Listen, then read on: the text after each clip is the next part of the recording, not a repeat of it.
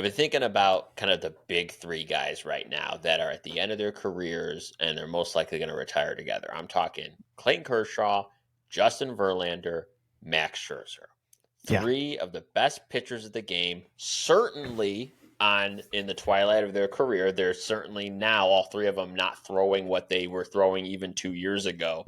But Parker, like I wanna play a game with you because I want people to realize like how unique this is that we have three generational pitchers that are going to be retiring, all three of them hands down Hall of Famers. But the fact that it's happening at the same time is pretty significant. So Parker, before I give you a chance to talk about this, I want to play a game with you.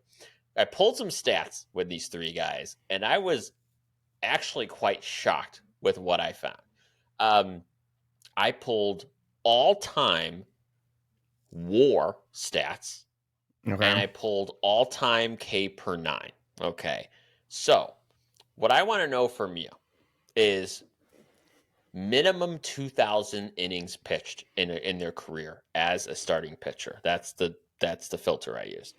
All-time WAR. Where do you think, if you had a guess, Verlander, Kershaw, and Scherzer would be on that list? All-time WAR? In relation to All-time each WAR. other, I think I would put Kershaw above the rest of them, and then Scherzer, then Verlander. Okay. But I couldn't give you a position. Like, I'm trying to think. I would say they're top, all of them, top 25. That is a really good guess. That's a really good guess. So Verlander, 17th all time with 82.2 WAR. Kershaw, 25th all time with 76.3, and Scherzer right behind at 28th all time at 72.9. Okay. That three pitchers that are pitching today that are in the top 30 all-time WAR is pretty significant. Now, that's just the tip of the iceberg. I took it a step further. I was like, I got to see K per nine because you know what? It's all about the strikeouts now. If you had to rank these guys, just them, in order of their K per nine without looking at it, which order would you have them in? Scherzer, Verlander, Kershaw. Close. Scherzer, Kershaw, Verlander. Really? Now, yes, now I'll make this even more interesting for you, Parker. Verlander all time has the 7th K per nine all time at 897. Kershaw has the 4th highest K per nine at 973. Scherzer, number one all time with 1066 K per nine. Like, guys, we have to understand how significant that is because you look at all-time WAR leader, it's your boy Roger Clemens. Okay, yeah. You look at all-time K per nine leaders. Who's up there with Max Scherzer? You got Scherzer number 1, Randy Johnson number 2, Pedro Martinez number 3. That's like Chris a Mount Sale up there? Rushmore of pitchers. Chris Sale is not even, or he's K to walk ratio is the thing. He's like, he would be, yeah, he would probably be K to walk ratio. I don't see him on this list, but this is like, Parker, like, I don't know there's ever been a time in history where we had these that you could say, like, I lived during a time where these three pitchers were pitching basically simpatico with each other throughout their careers. It's pretty special what we got to experience. Yeah, I mean, I think it's super easy to overlook it, especially because even in recent years, I think we've gotten spoiled before this era. The 90s, we had guys like Greg Maddux and then Roger Clemens and Randy Johnson all at the same time.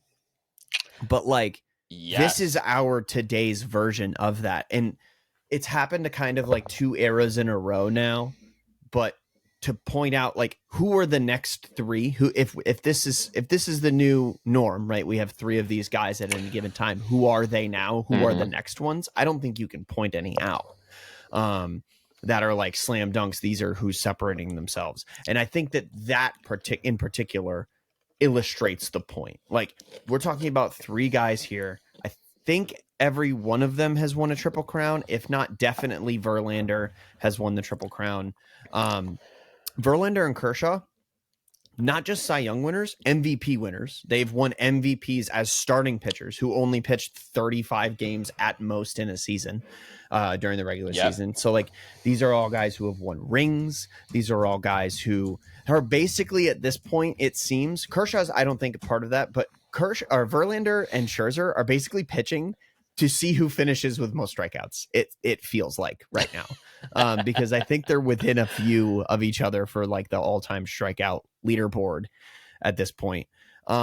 Absolute ace competitors. Like people forget about how dominant these guys are. Justin Verlander, to me, is legitimately the second coming of Roger Clemens. Like, this guy came back after a Tommy John surgery in his 40s and won a Cy Young award.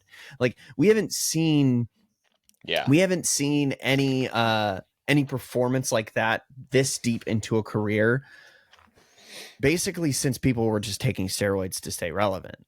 The people that you compare that performance to are the last three guys I mentioned, which are Roger Clemens, Randy Johnson, Greg Maddux, guys who can still pitch into their 40s with dominance. And it just doesn't happen. I'm not saying that they're super dominant now. I mean, Kershaw, I had it pulled up a second ago, but Kershaw didn't exactly shove in his one outing he's had this season.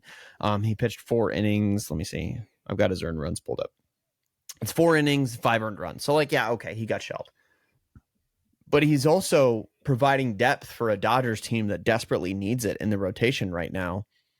And who would you rather have in that room with your starting pitchers than Clayton Kershaw? The answer is nobody. No. Walker Buehler came over to the Red Sox this past offseason and has done nothing but just wax poetic about how amazing it is to be brought up with Clayton Kershaw as your mentor and learning how to compete from him. So, and that just goes, ditto for Verlander and Scherzer.